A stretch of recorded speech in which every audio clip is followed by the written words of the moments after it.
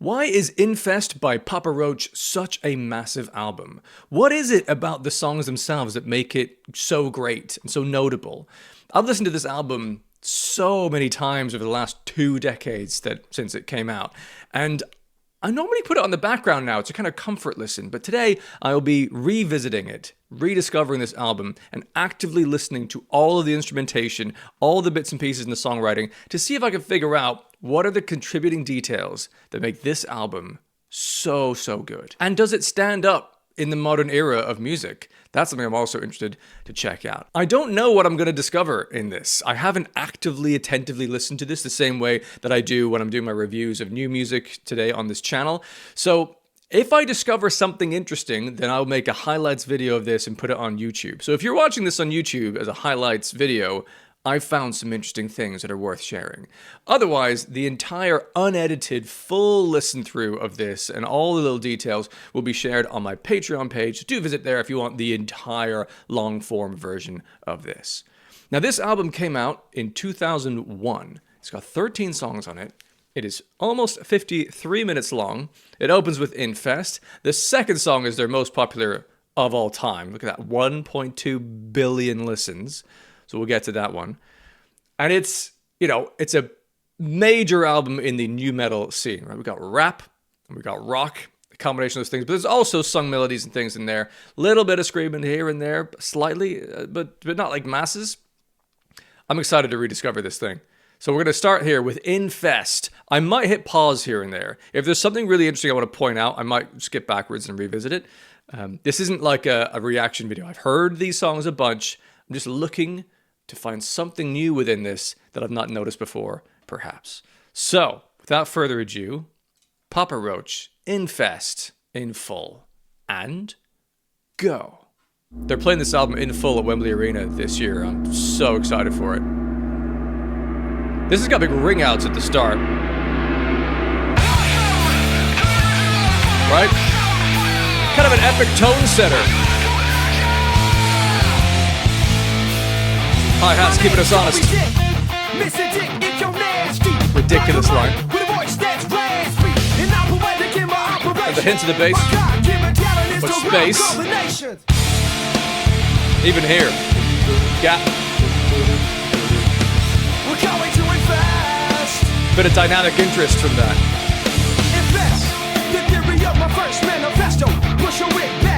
So you got 2 guitar lines. Left pan and right pan. They're playing the same thing, but 2 different takes.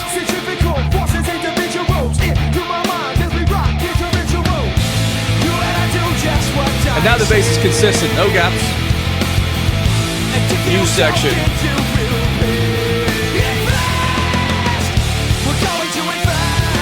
Now that's an interesting drum beat here.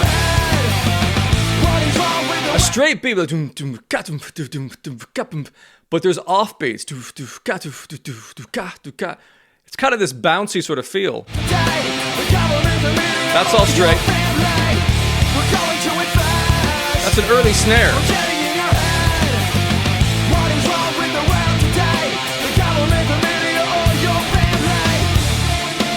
This. Just grooving for a moment. There isn't like a lead guitar over it, it's just groove. Little hi-hat.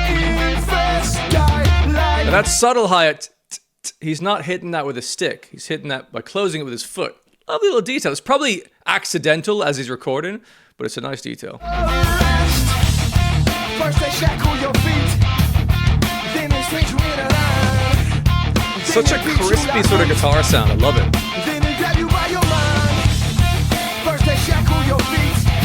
The bass here was very sparing earlier, and now it's more frequent as we build.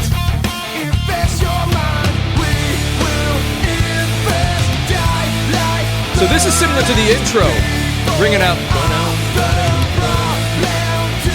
but the drums are playing a beat.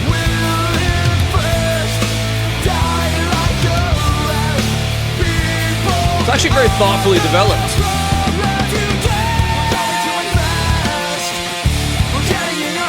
just kind of off kilter and then we lock in. I think that's part of its charm. In the back. And you're hoping for the more consistent 4/4 feel.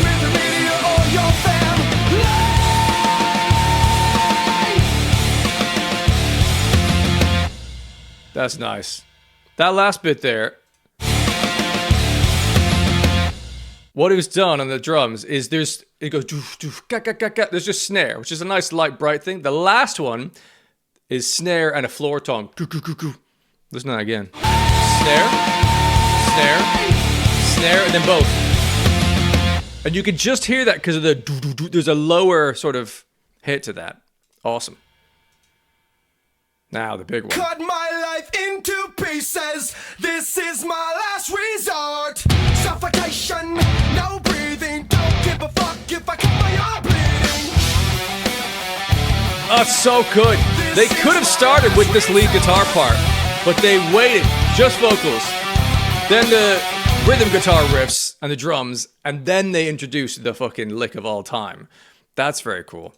Cut my life into pieces. It's the same guitar lick, but it's palm muted.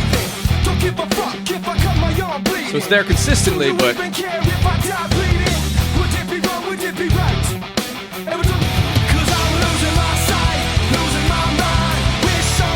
catchy repetition of the vocals, but go to a higher note for development.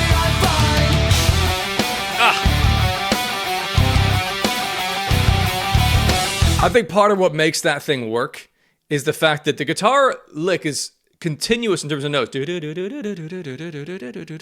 That's a consistent spacing, but then the bass and the rhythm guitar and the drums, it's a complete, there's space within that.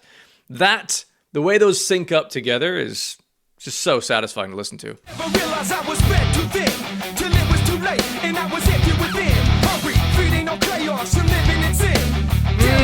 That's such a subtle, wonderful moment. So there's consistently on the bass, and then there's a little moment, like hang on. That, just one moment, just to add a little bit of detail. Like, you don't need it, but it makes the song more interesting than just a predictable, exact copy-paste of everything. Where do I begin? It all started when I lost my mother. No, I'll run it and cry. Lovely delivery by Kobe. I'll cry.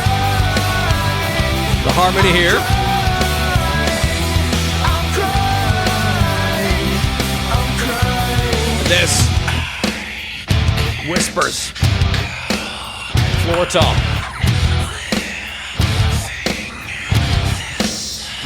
It's multiple vocal takes on this.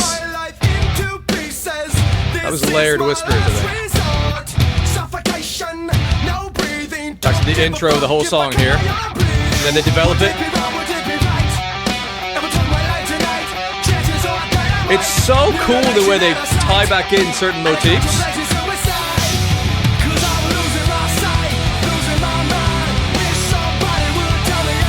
That lead guitar part is delicious.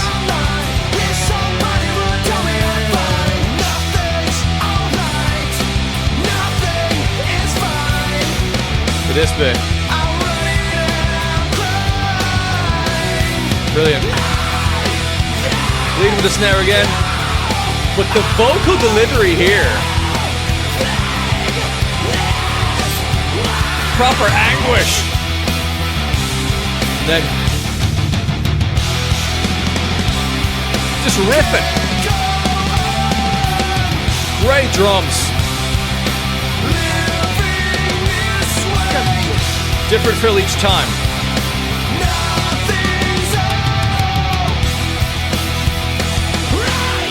Ah, I mean, it's a masterpiece. Now, I'm surprised that this is not the third most popular song on this album. This is a big one, but Blood Brothers seems to be bigger. Oh, the bass here, though.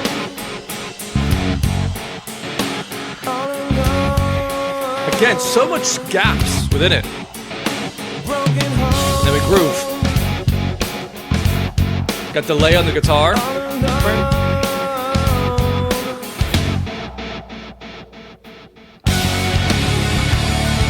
They're good at, like, the dynamic difference there. Let everything breathe for a second, so that the punch of the full band is more significant.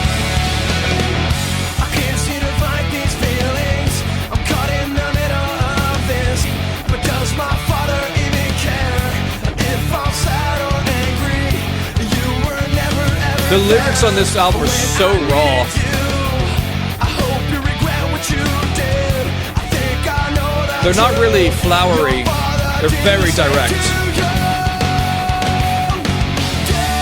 Well, what makes it relatable to people.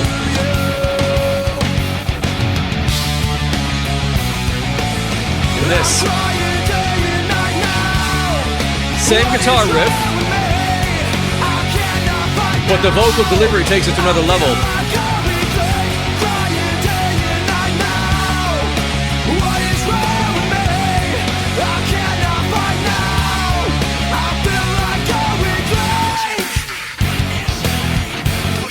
And then the whisper vocals here add some rhythmic element.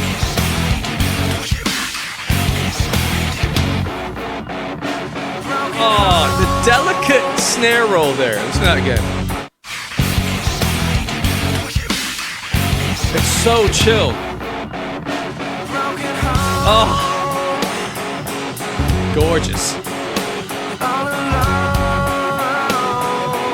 And different rap delivery here.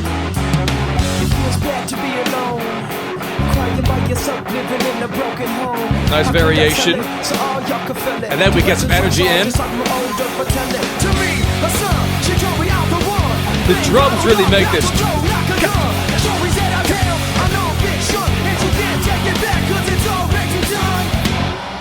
And then this lead up. Doubling the fucking tempo.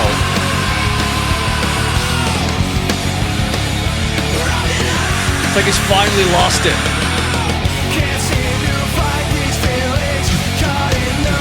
Every downbeat. They're great at developing the crescendo. Unhinged scream.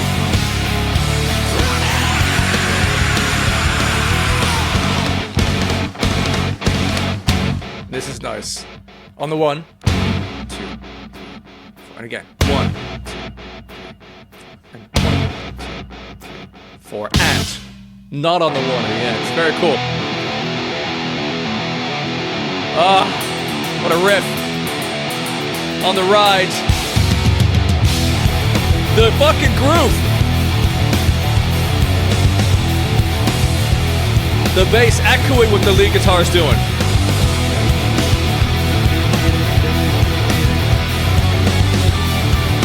You know what? It's kind of percussive the way they put the riffs together.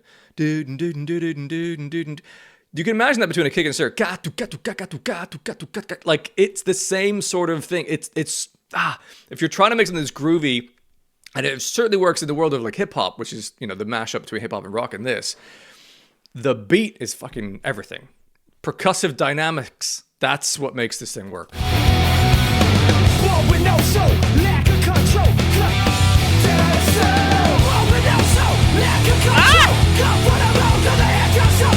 And the kind of slight scream delivery.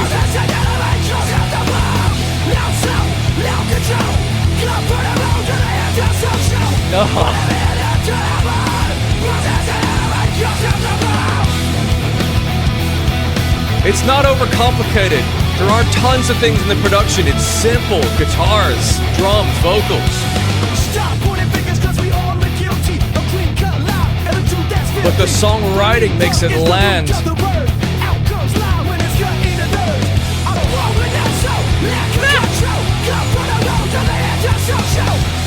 This sounds like Straight from the Path. You know? This is a precursor to Stray.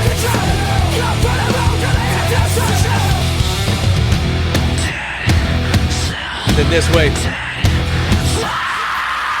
Oh, it's so fucking cool. I have to hear that again. So, this whole song's been quite consistent. There aren't many gaps in this until here. And then you have the vocals calling an answer in there. And then you expect it to be consistent and go back in, perhaps. But there's a moment where everything stops so we can scream for an extended period. And then you come back in on the 1. It's fucking brilliant.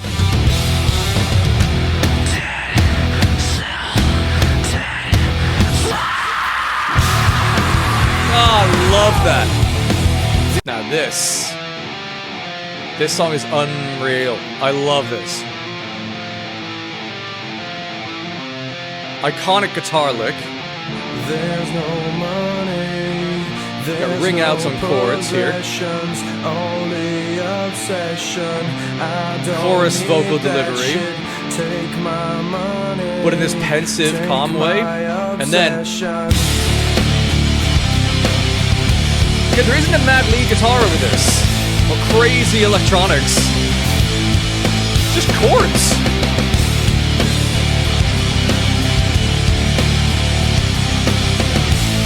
It's okay to wait for the interest later. I just wanna be heard.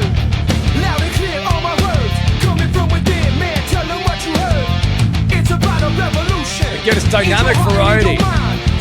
Guitar. And then it kind of goes back and forth.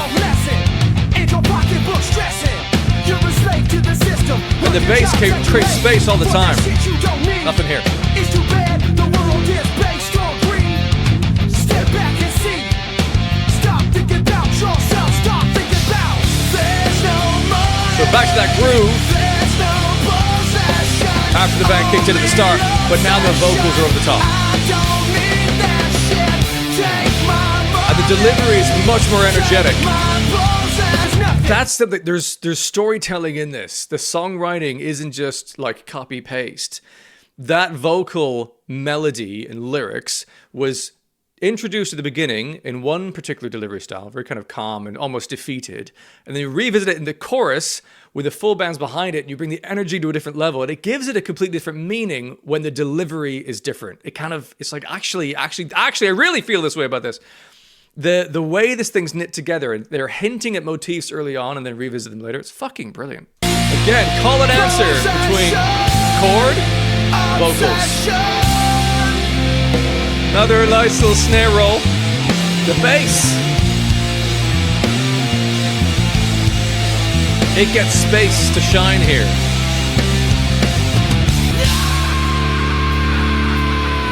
Ah, I adore that scream. There's something amazing about the rawness there, and you can hear it. He's not just got a scream that lasts like sort of a. I mean, obviously I'm not doing any scream vocals on it because I can't. But there's moments where it goes it kind of comes in and out. That's the rawness within it. It's not like you've hit a note and then we'll use production to like just stretch it out. There are moments where it's crystal clear. There's moments it bounces into distortion as the kind of the human input. I'll try to listen to that again.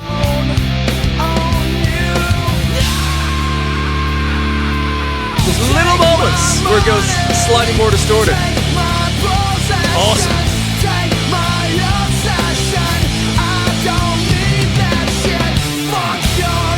Also, that moment in the chorus, boom, boom, the drum beat changes to allow for this sort of sudden lag, if you will. It's really satisfying when that comes back in.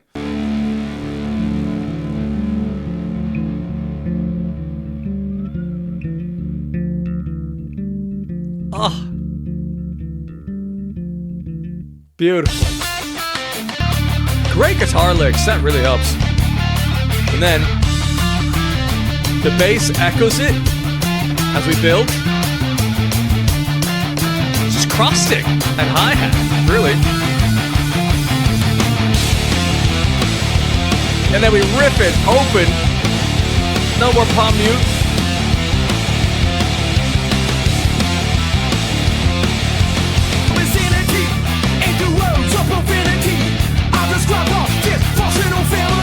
What's interesting is the bass and the guitar is quite busy here.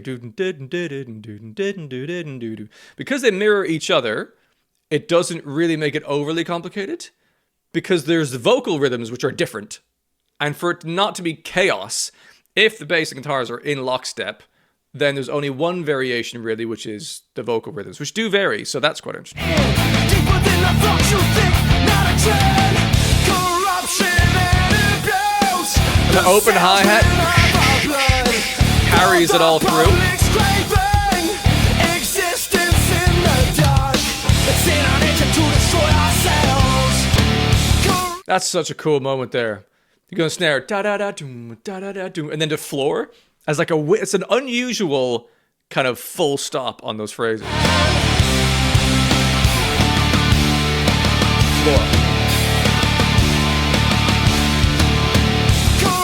Revenge. Not dissimilar from Infest. Ring out to the intro. Oh, the snare though.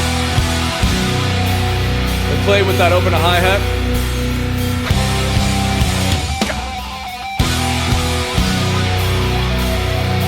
Sets a tone. Now that's kind of a nice detail there. That sounds like what you would do, just a snare on its own. But there's a hi-hat there. Things going like there's a parallel hit.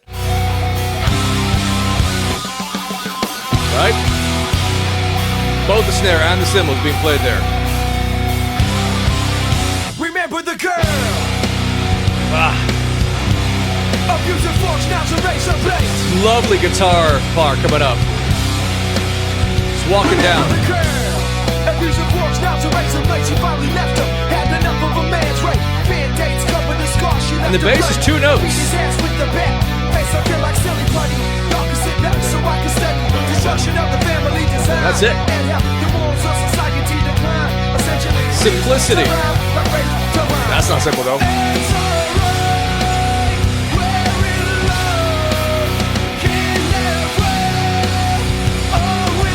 So simple, but it's so effective.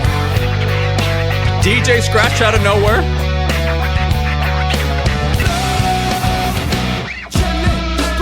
And then they cheat the beat there. You'd expect that bar to go on a little longer. They come a little earlier than expected for this completely change up.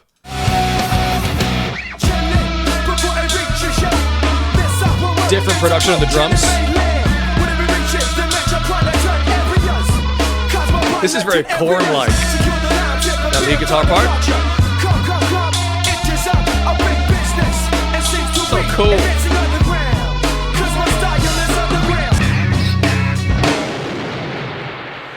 Man, it's what I'm discovering here. There's 2 big keys to this album, I think. Right? I mean, a massive part of this is obviously Jacoby's lyrics and the vocal delivery. I'm not focusing on that as much, because we all know about that. We can all understand lyrics and the importance of those things. I'm looking at the musical elements that build this, because this is not poetry. This is music. So there's musicality that's supporting that to make it have the impact it has.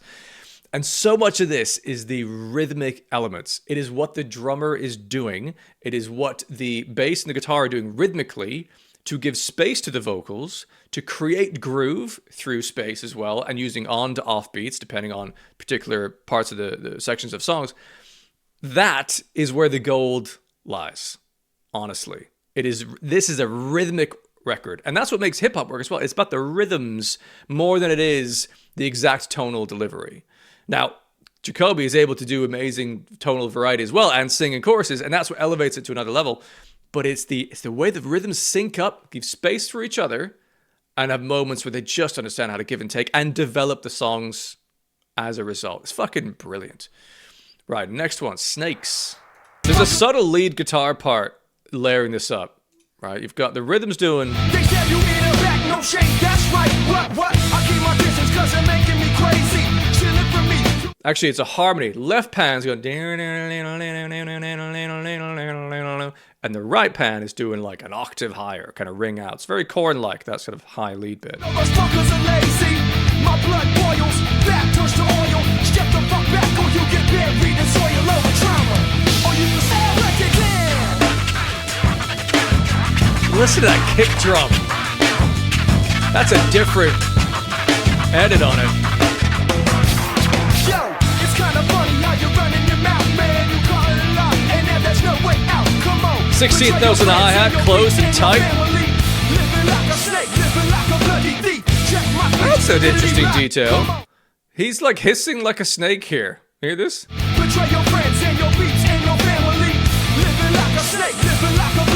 Never noticed that before.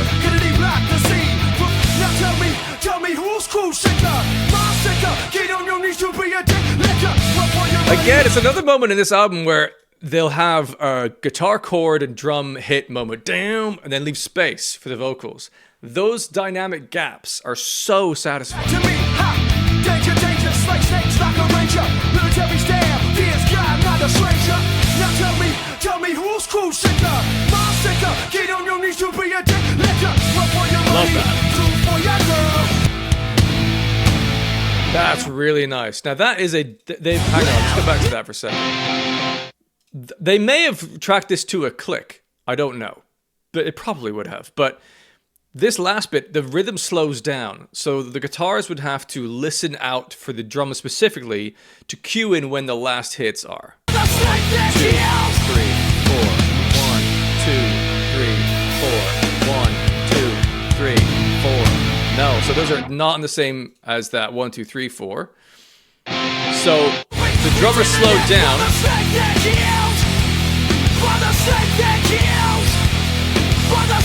And then the guitars have to wait for the cue. They're waiting. Right. They listen out for that snare. That's cool. The kick drum, and I often point this out when I hear it when I'm reacting to stuff. The kick drum and the bass rhythms are completely in lockstep here. So the drums are doing. The bass line's doing the exact same.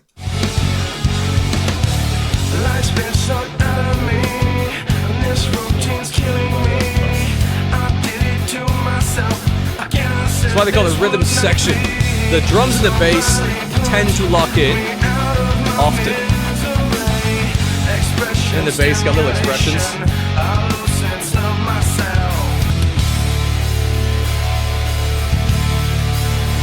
Get lots of ring outs. The hi-hats off, keeping the beat in between.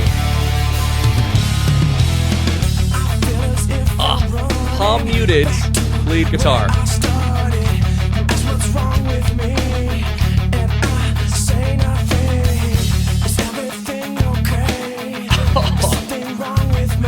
Hang on. So the bass line I think here was quite consistent. Always connecting the notes and then suddenly they've put little gaps in it just for a little variation. Bring it out.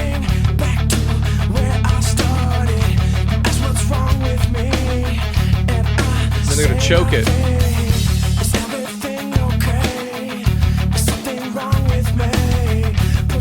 Variation is the key.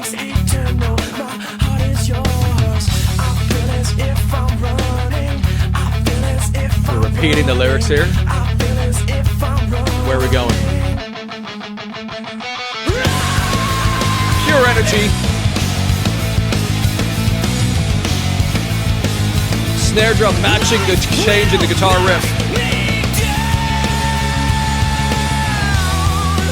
Back to the chorus. This is such a good album. Oh my god. Yeah, they're so consistent with this. The kind of call and answer of this. And then where other times it'd be Jacoby's lyrics in between the gaps. This is a guitar solo. And only in the right pan. You got a closed hi-hat keeping the beat. Just hear it.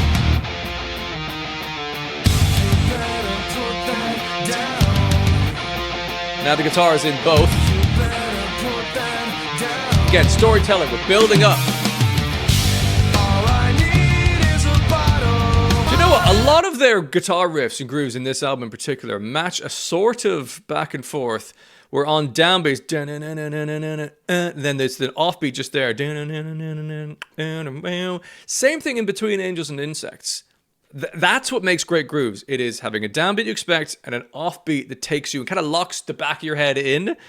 You lock in on a down, and you lock in on an up as well. It's fucking brilliant.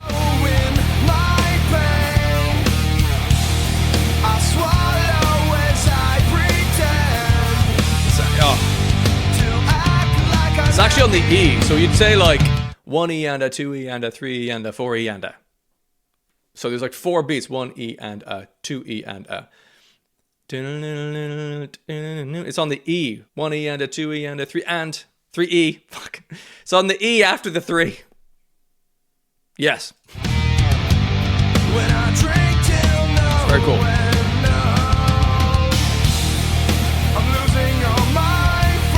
Now that the difference between those sections is the drums. So the drums are doing lots of floor toms and tom toms as well. Right?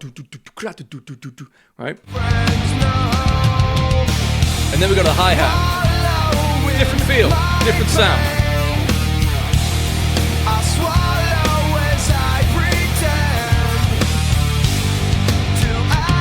Back to the tom toms.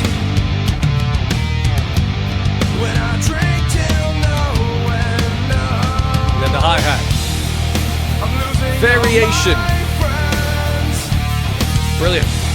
Simple but so effective. Overlooked.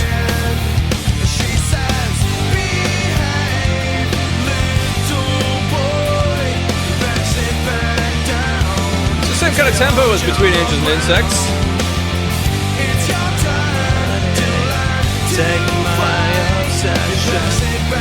A similar kind of riff groove feel.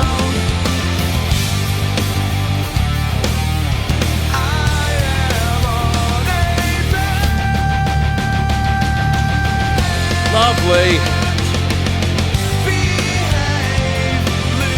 I've never noticed that lead guitar part before.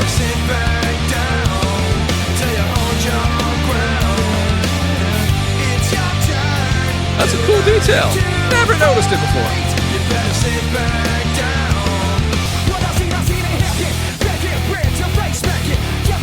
Ah, it's all the rhythm. The rhythm is why this album's good. The vocal rhythms over the riff rhythms.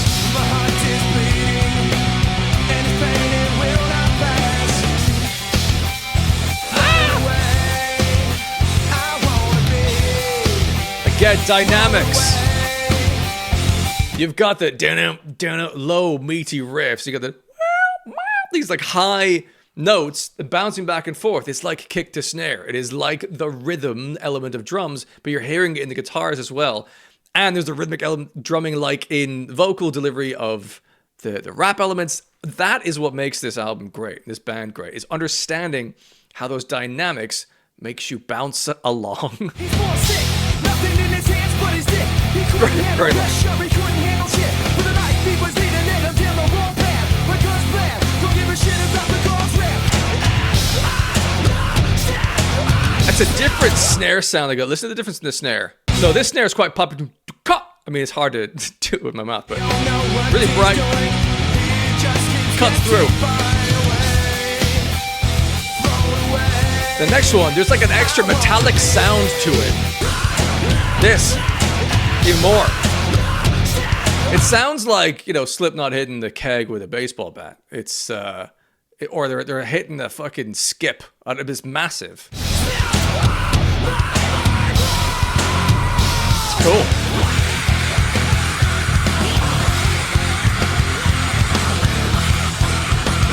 Frantic scream vocals. Oh, this grows into a great groove in a moment.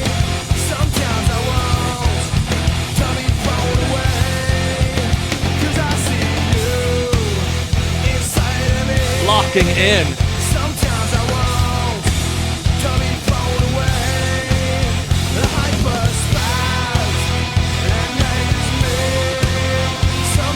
Now, this is actually normally the last song. There's 2 bonuses on this. Just noticed. Great, the way they're lined up. So with the voice in my head, they're screaming, and he's obviously screaming that bit. Fucking amazing. Amazing. And now, so I'll just clarify, like, this song is 9 minutes, 37 seconds long. This has a bonus track on it. Bonus tracks used to be a thing, where at the end of a song, maybe, sometimes happened before, there'd be a long gap of usually silence, but this you can hear some interesting sounds. And then if you didn't go back to the start of the CD, you might be lucky enough to hear an extra song they just threw on there. This has a bonus track on it, and then this is actually the original end of the album. Legacy and Dead Cell Live. Dead Cell Live was not on the original. Legacy, I don't think was on the original. But this was a fucking reggae song, and it's so good. Got a cross stick. My words are weapons. And that, sorry, I fucking love this. And I used to play in a hip hop band and we did some reggae songs. It's on the 2 and the 4. 1, 2, 3, 4. That leaning in is where you'll hear the kick. I'll point this out when it comes in again. 2, 3, 4. Remember that. There it is. 1, 2, 3, 4. Just a cool feel. My words are weapons. The bass. In which I murder you with. Please don't be scared. Please do not turn your head. We are the future, the 21st century. Dyslexic. Just clean chords ringing out in the other guitar with delay. With homicidal minds and handguns. We are insane.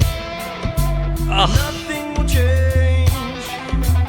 Little teasing guitar parts. Nothing will change. There is a thin line between what is good and what is The hi-hat's giving it that swing. I will tiptoe down that line. It's not straight. I will feel unstable. My life is a circus, and I am tripping down that tightrope. Well,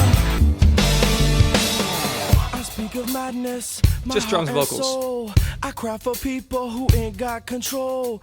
Now you can hear that hi-hat. Sanity, let's take compassion and be responsible for every action.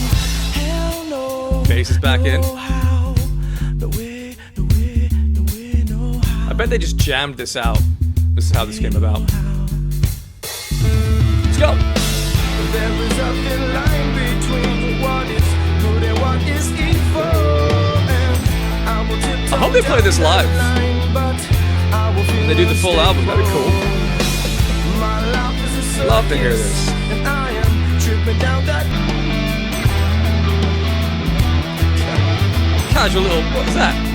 Tambourine. Yeah, we fade out.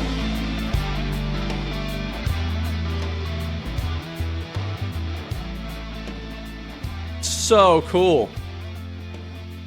Now I lied, it turns out at the start. I said this is 13 songs and almost 54 minutes long. I hadn't clocked this was not the original track listing. There's 2 other songs here, which, according to Wikipedia, are import bonus tracks. So Legacy Clean, I've not heard that before, and Dead Cell Live. I'm not going to check those out because they're not the original. I want to revisit the original album for what that was. But, you know, in your own time, go check out those ones. I've heard this one before, Dead Cell Live for sure. Sounds fucking great. But there you have it. That is the Infest album in full by Papa Roach. And does it stand up today? I think my answer is pretty obvious. Yes. Absolutely it does. It's so interesting that there's a simplicity to the elements of this. There's drums, bass guitar, some, at times several guitar layers, and vocals. At times there's some DJ work, some sample vocals in there as well. But other than that, that's it. It's the essence of what makes rock music. And it's mixed so brilliantly. There's only like one moment in there where I thought the lead guitar part was actually surprisingly loud in a verse. It was maybe competing for presence with Jacoby's vocals. But otherwise, the mix was fantastic. I mean, you can hear every single detail, and that's a good mix in my view. If you want to tune into what the bass is doing, you can hear it. If you want to tune into every single piece of the drum kit, you can. Every particular guitar line you can hear as well. 2 different lead guitar parts. They've panned it around the speakers, so it's not just in the middle of your ears. Sometimes it's just the left headphone, sometimes just the right. That helps separate a little bit. And God, all the details are fantastic. I also love, though, that there are moments in this album where they're not busying up a section. Whereas today, I think we probably would. So often you have an interesting guitar lick intro, vocal tease, goes into a groove. And today you'd be like, all right, we need some kind of a synth pattern over the top to make it interesting, or some kind of vocal thing, or maybe a sample, or maybe a lead guitar part that's doing kind of a solo, something like that. And this is just groove. It's not even with spaces necessarily. Like there's constant noise within it, but you just allow yourself to enjoy the groove, the rhythm of it underneath And that's, I think, the key to this album. It is the rhythmic variety, the moments largely when the drums and the bass will lock into each other, or the bass and the guitar will lock into each other in terms of mirroring the exact same rhythmic details. And then the play of that with the vocal rhythms and the rapping over the top. It's so wonderfully done. And the song writing, in terms of song structure, teasing a motif at the start of the song, revisiting it later on, or revisiting it later on and developing it in a different direction, adding a different guitar part over the top, or changing the drum beat, to an open hi-hat versus toms. Like those things, those details carry the structure of the song in an interesting way that isn't just like, oh, this is the verse, oh, this is the pre-chorus, oh, this is the chorus. There's more to it than that. And on multiple listens, you get more and more details. That is a sign of a fantastic album that has longevity like this one. And there's also, of course, a whole spectrum to this, which is the cultural impact at the time and what was going on in the world and music. And, Last Resort, that song, the way that kind of carried through and become a big hit. That's a big impact on how, this album was received. But just in the essence of the music itself, it is brilliantly crafted, so well delivered, so interestingly done. There's variety in the vocal delivery as well.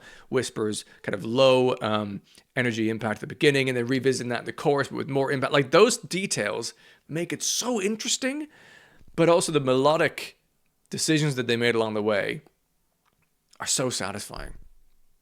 It's a fantastic album. I don't need to rate it. We understand that this is a masterpiece, don't we? This is... Even if you don't like Papa Roach, if that's not your vibe, what they did with this album was so well crafted and put together. It's immensely satisfying from start to finish. Wonderful details within it. And it's a masterpiece. And clearly it's standing the test of time. They're revisiting it. They're touring it this year in full. And I'm so stoked to see them at Wembley Arena to play this thing. And I really hope they end with the hidden track of Tightrope. That'd be the icing on the cake for me. But there we have it. Now, I thoroughly enjoyed revisiting this because most of the time when I'm doing videos for this channel, it's stuff I just haven't heard before. In fact, I would say 99%. It's pretty much all I do is stuff I haven't heard before. This is the first time I think I've revisited something like this and try to pick out some interesting analytical details in it from my musician kind of background. If this is something you enjoyed and you want to see more of, let me know in the comments because there's all kinds of brilliant fucking albums that are pivotal moments in the rock music history that I would love to revisit. I'm thinking things like Sempiternal by Bring Me the Horizon, or like Sundowning by Sleep Token. I know that's a bit more recent, but I'd love to revisit that album in particular. The big, massive, great albums, but early A Day to Remember albums I'd love to revisit. So let me know you want to see more of this stuff. This has been kind of fun for you to enjoy. And perhaps I'll make a series of this so we can rediscover and get closer to the brilliant albums of the past that made all the difference to music now. And here's one of them. I think unquestionably Infest was one of the greater albums in the rock history. It influenced so many people. I could hear moments in Straight from the Path that were in this. And what a joy. So fucking cool. It was one of the best rock albums in my opinion. Thank you for watching. Do subscribe if you haven't already. And hopefully I'll see you in another one of these videos very soon.